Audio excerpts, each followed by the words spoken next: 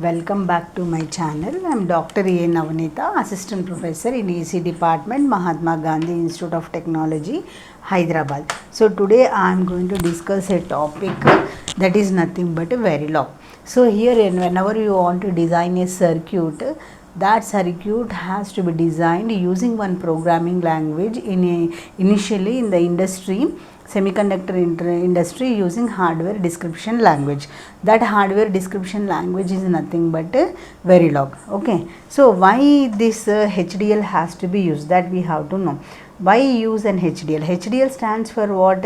Hardware description language. So why we are using this hardware description language when high level language like C, C++, Java, Python is present? Here it is used to describe complex designs. So whenever a gate level circuit is there, either a combinational sequential circuit, to describe that circuit we are going to make use of this HDL, and to convert the code into hardware circuit, that is in using the synthesize tool, whatever the code you have written in HDL, that to convert into gate level circuit we are making use of HDL language. Next one, why we are making use of this one? To do the simulation in the for given input with the delays, for given input what output we are going to get the simulation, and with the delays we are using HDL. Next one, for industrial needs, for industrial purpose, to design the chips where the circuits are present, we are going to make use of HDL. Next, why we are not able to use high level language, that is general purpose language. So here general purpose languages, they does not support the hardware circuits structure which is present to represent whatever circuit we are going to use. And it is not high level language like C, C++, Java will not support bit level behavior, that is bitwise bit how the circuit is behaving, that will not be explained in high level languages. Next, it will not support timing. As I told you that if you take an AND gate is having two inputs and one output.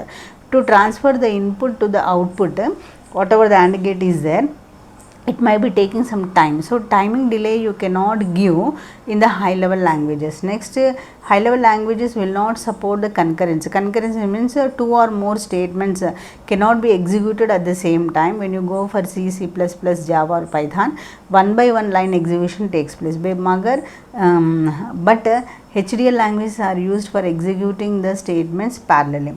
Next we should know there are two famous hardware description languages are used. One is Verilog and that is a VHDL. Okay, so Verilog is relatively, why mostly 90% countries make use of the Verilog, and some 20% countries will be making use of VHDL, that too in European countries in defense and government services. But US in other countries will make use of, any country you take, they will make use of Verilog. Why means Verilog is very simple and close to C, and here VHDL is a complex to do the programming, and it is close to the programming language ADA. And Verilog has, as I told you, worldwide nearly 60 to 80% Verilog will be used. That too largely in US it will be used. In other countries also they are making use, except European countries. In European countries they make use of VHDL. So whenever we go for describing the programming in your Verilog, there are three types of programming levels takes place whenever we go for Verilog writing. One is nothing but a circuit level, as the first one you know. Second one is nothing but a gate level, and third one is nothing but a data flow level. Fourth one is nothing but your behavior level. So what is a circuit level? If you write the programming making use of transistor level circuit, that level of writing the program is said to be circuit level. When you write the program based on gate level, like AND gate, OR gate, then that's a type of programming we call as a gate level abstraction. Whenever you write any programming with the help of some Boolean expression, that is said to be the data flow level of writing programming.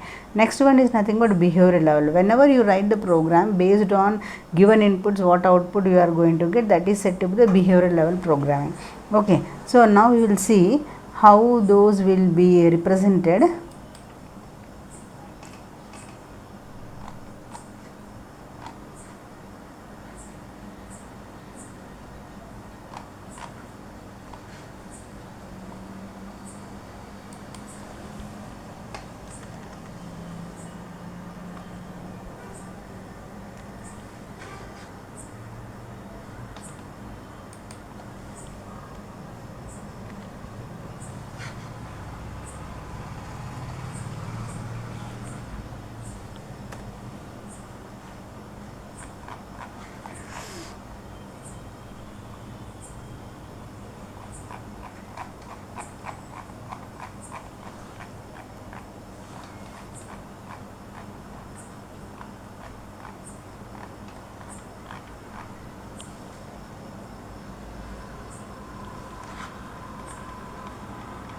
So circuit level is nothing but, as I said you, if any circuit which is represented with the transistor level, that is said to be the, if you write any programming at the transistor level, that is said to be the circuit level. If we write any programming at the gate level, then it is called as with the gate, that is called as a gate level. If any programming if you write with the Boolean expression, then that programming is said to be the data flow. And if any programming which you write for given input or how output is going to be changed, if you take inputs are here is nothing but A, B, C, D. So A, B, C, D are input. For the given input how output is changing, that behavior of writing the program we call it as a, that is nothing but behavioral level. So here in this gate level, at the whatever the gate level circuits are there, and or gate, if you write the programming based on gates, then it is called as gate level programming. If any with the Boolean expression, if you write the program, that is said to be the data flow, representing the inputs with the outputs change of effect, that is said to be the behavioral level of programming. Okay, so whenever we get into the verilog programming, here in the verilog programming, the main thing is nothing but, already we discussed, it is going to have the concurrency. Concurrency means two or more statements can be executed at the same time. Okay, so here in this one,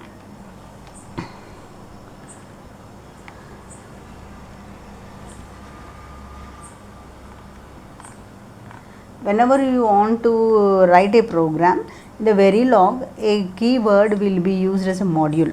So what does here verilog programming is made up of constructs. Constructs are nothing but keywords which we use to define a group of lines or group of variables that are said to be the constructs. So here in this one, first keyword which we are going to learn in verilog is nothing but module. So what is a module? Module is nothing but a keyword which is used in the programming to represent a block of the circuit. In that block of circuit, what is the input we are going to use and what output we are going to make use. So it is going to represent, that block is going to represent output going to get from the circuit, input given to the circuits, and whatever the in and output are there for that circuit. Okay. And in this one, I told you, here we are going to make use in the verilog constructs. Constructs are nothing but what, a group of some statements used here, and here whatever the keyword is there, each keyword represents that what it is going to do, the functionality with the circuit. Okay, so here in this one, that group of whatever the statements we are using here, that we are calling as what here.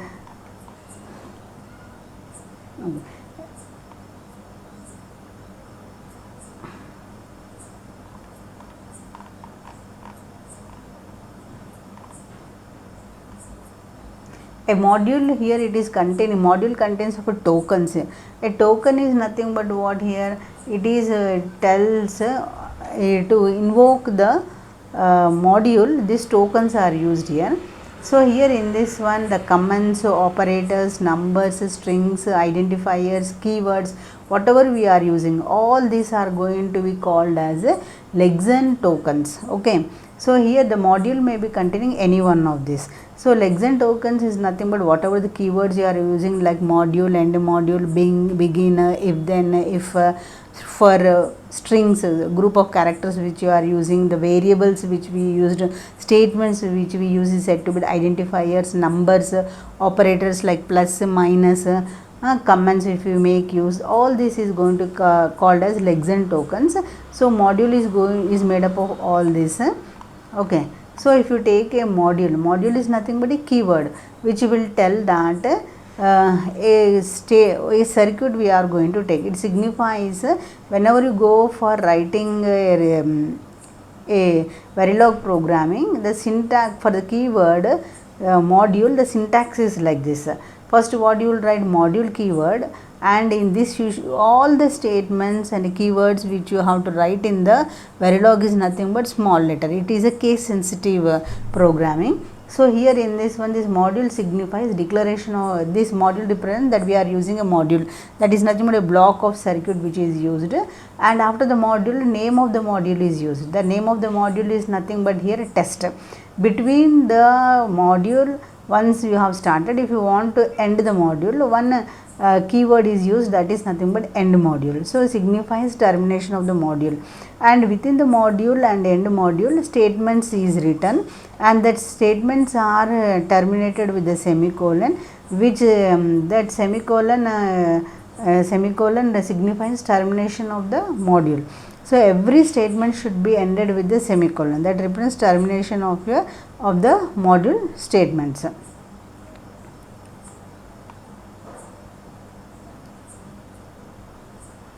And end module we should not use a semicolon.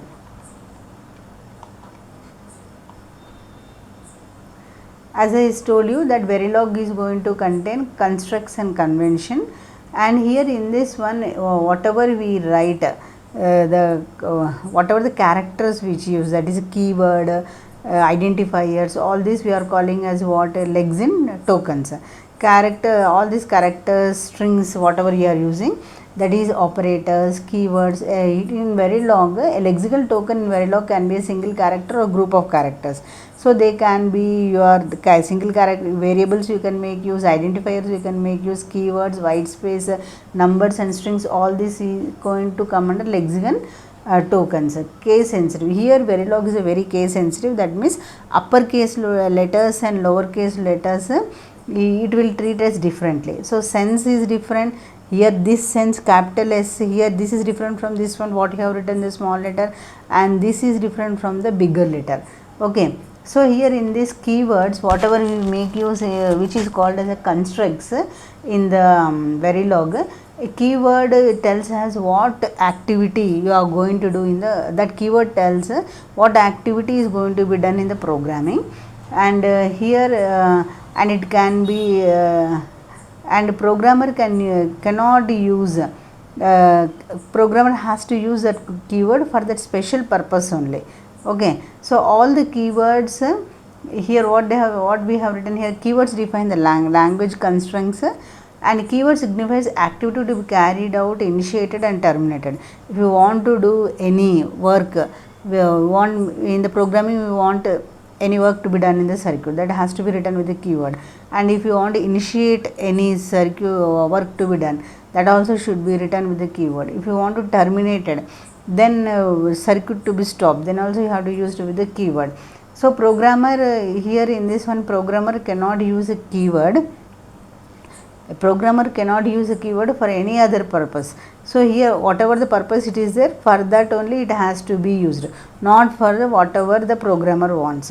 All the keywords in verilog, how you are going to write in the small letters, and it can be used as it is a case sensitive language, that you have to remember, and all keywords it should be written in the bold and small letters. If you take module, it is written in small letter, it represents the beginning of the circuits which you are going to take as in the form of module. End module means signifies the end of the module, that is the end of the circuit. Begin means it defines the, we are going to write the block of the statements which we are going to make use. End means signifies the end of block of statements in the program whatever you want to write. If condition is used, while condition if you want, while statement will be used. So here in this one, if any group of statement has signals, if you want to give a name, that we call as an identifier. So these are nothing but one group of some signals. This can be called as what, some identifiers. Okay. So here in this one, whenever you want to write the identifier, it should be started with what, with alphabet it has to be started. And here in this one, what they are saying, a space is not allowed.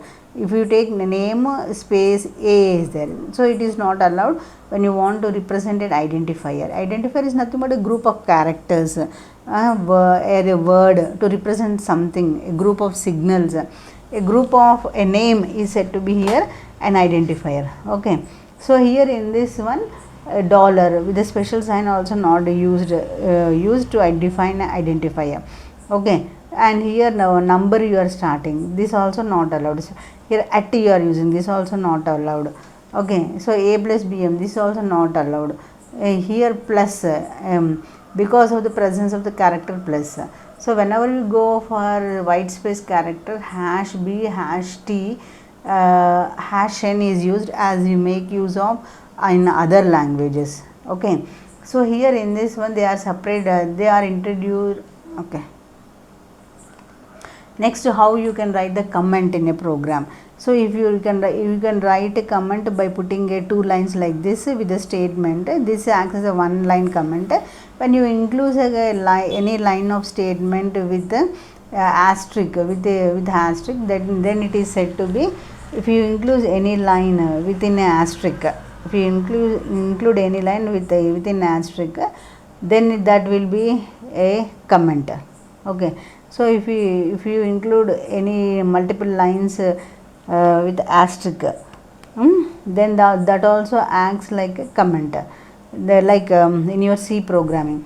So you cannot use we are writing this is a multiple lines. If you take this one, this is a multiple line comment you have written enclosed with this asterisk and hash. When you take this, if you split this is, and again you have included here and illegal, and another one you have included one word, this kind it is not allowed.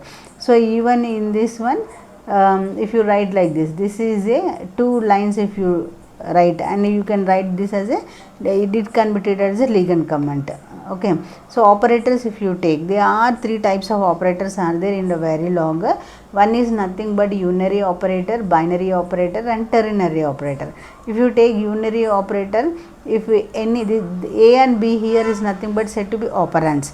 Before operand, if you make use of operator, that type of operator is said to be the unary operator. Okay, so whenever you are using between two operands a operator, then it is called as binary operator. B and C are here operands, and ampersand, two ampersand you have used operator. So this is said to be the binary operator. So whenever you use question mark and colon, this is said to be the ternary operator.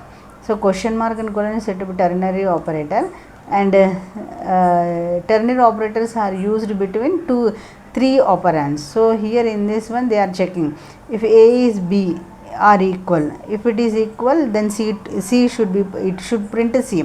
If it is, they are not equal, it has to print D, like that.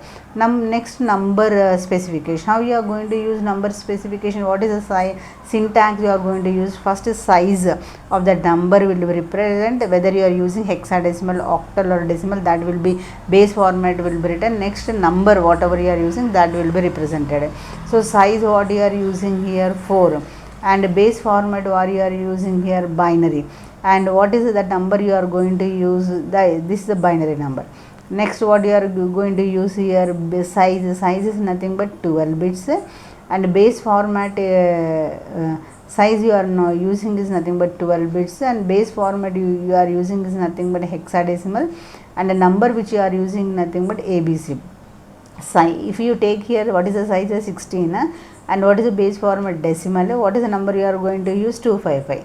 So this, in this way we can represent the size numbers. Unsigned numbers means we are not going to represent how many bits we are going to take and what is the type of the number, like simply like this we are going to write it. Okay, so default it will be taken, this is 32 bit decimal number, but default it will take as a hexadecimal and or octal number. So if you take this one in the decimal, this will be 32 bit, its value in the hexadecimal it will be equal to C3. If you take 32 bit octal, it will be equal to 21. Next, how you are going to take the values.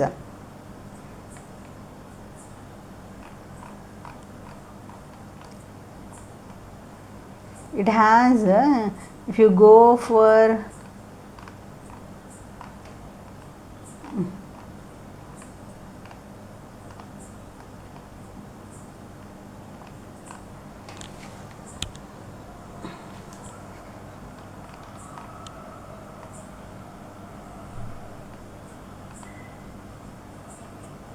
so here it is going to have two values. one is X represents unknown value, Z represents high impedance value. So here in this one, whatever these values has important in modeling of real circuits, unknown value is denoted by an X and high impedance value is denoted by Z. So when we are going to use unknown value and high impedance value, that we have to know. So when here it is written the number is 12 bit hexadecimal 13x.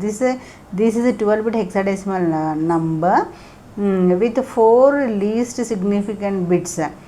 This is a 12 bit hexadecimal number and it is 4 least significant bits are unknown here. Okay. So next here it is written as 6 bit hexadecimal, that unknown number. X means unknown number. It is a 32 bit. This is 32 bit and the number is nothing but what? High impedance number. So an X or Z can be used to represent an X or Z, 4 bits for number in hexadecimal base, 3 bits for a number in the octal and 1 bit for the number in the binary bits. Okay.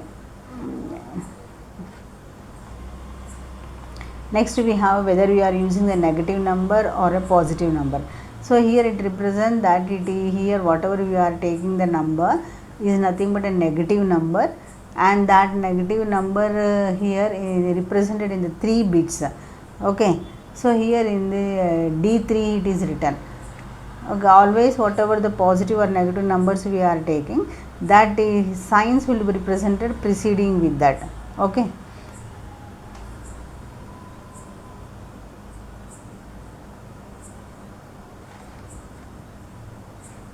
Here whatever this negative number is used, 0, 6 it will be taken, that is nothing but 8 bit, and it is stored, this is minus 6 is taken as 2's complement of 3. Next underscore is another one which is used here as a special character. Here underscore is allowed anywhere in a number except the first one.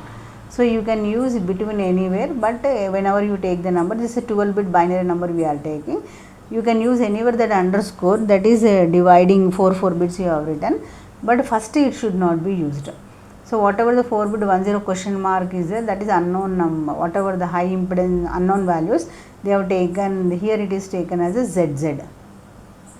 String is nothing but a character. A character in the verilog is enclosed within a double quotation. This is a valid string and this is also a valid string, A by B. Next, whenever you go for the values, the 0 value represents we are taking the logic 0, that is nothing but a false condition. 1 is nothing but logic 1, true condition. X is unknown value, Z is high impedance value. So whenever we are going for circuits in a transistor level, supply voltage is given for driving the circuit, it is written as supply, strength level driving. Whenever you use strong, that means logic high, this is also used for driving. Pull means taking the high voltage, this is also in driving stage. Large means it is used for storage, strength levels of the whatever the voltages are there, that is represented here. Weak means the whatever the voltage you are taking, weak voltage, that is the driving, this is also a driving state type. Medium also a storage type, that is the strength which these are keywords which is used in the programming. So what type of that it is representing here. Small strength means storage, high Z means high impedance state.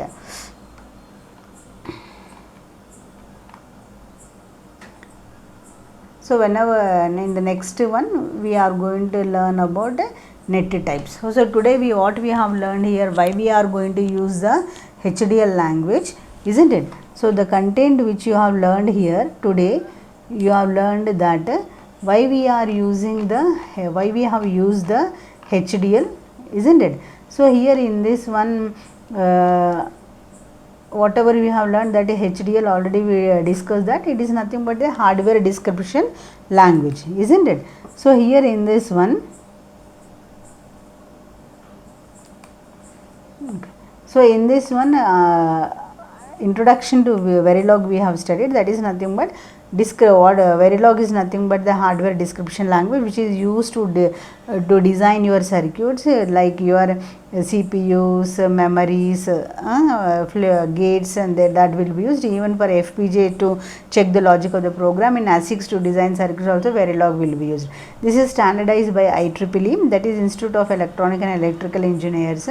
In the history of verilog, if we take, it is developed in 1984 by Gateway Design Automation. It is again in 1981 it is acquired by Cadence company, and 1995 this IEEE standardization is given a number 1364. 2000 onwards it is widely used in industries, and these are mainly used. If you take the application of this verilog, it is used in the adders, multipliers, digital circuit counters. In the processor design, it is used for RISC, that is reduced instruction set computers and DSPs. In FPGA programming also it is used, ASIC development it is used, and verification and simulation. So when you go for difference between HDL and software programming, so here already we discussed that HDLs are used for describing the hardware. This is used for describing software logic. This is used for parallel execution. This is a sequential execution, and it is used whenever you go for HDL to test the logic of circuit. It is used in the FPGAs, and to design ASICs also this verilog or VHDL will be used. Software programming high level languages, as you know, it will be used in CPUs and applications. Okay. So whenever you go for designing verilog programming, first this design specification of circuit will be taken, coding will be developed. Next, for the whichever the circuit you have developed, the simulation will be checked for given inputs, what is the output. Synthesis means whatever the circuit you have written the code, that it is going to convert into gate level circuit. After that it will be implemented. Last video I have already given the difference between FPGA and ASICs. In that one, this detailed verilog design flow was discussed. So in implementation, you are going to discuss how the binary bits are made to put on FPGA. Next, testing is done. Okay. So as I said, we are going to use keywords, isn't it, for writing a program. We discussed module and end module. So here this is a syntax of the programming which we are going to use. So whenever you are going to use a program,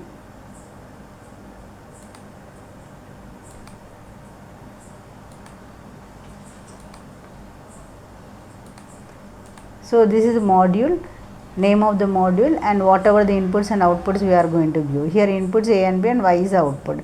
Again that you are going to represent it with the keywords. What are the inputs in the given in the parameters. Inputs are A comma B, output is Y, and we are using one assign statement to assign your output to the input.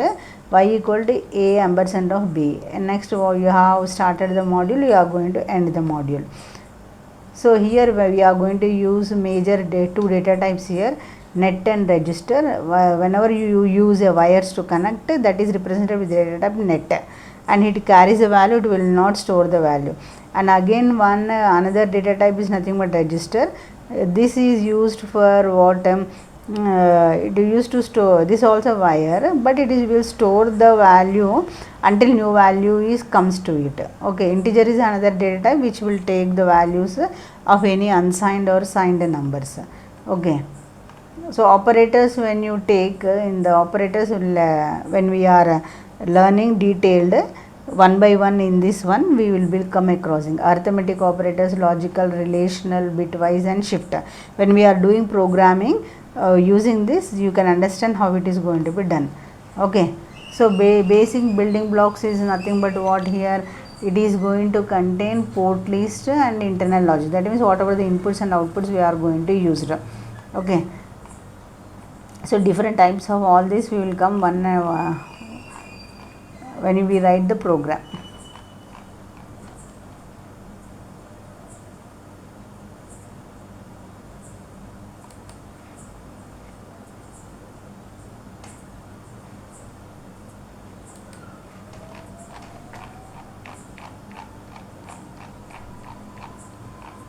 So already we discussed whatever this is earlier. So if you like my video, just subscribe it, like it, and put some comments. Thank you.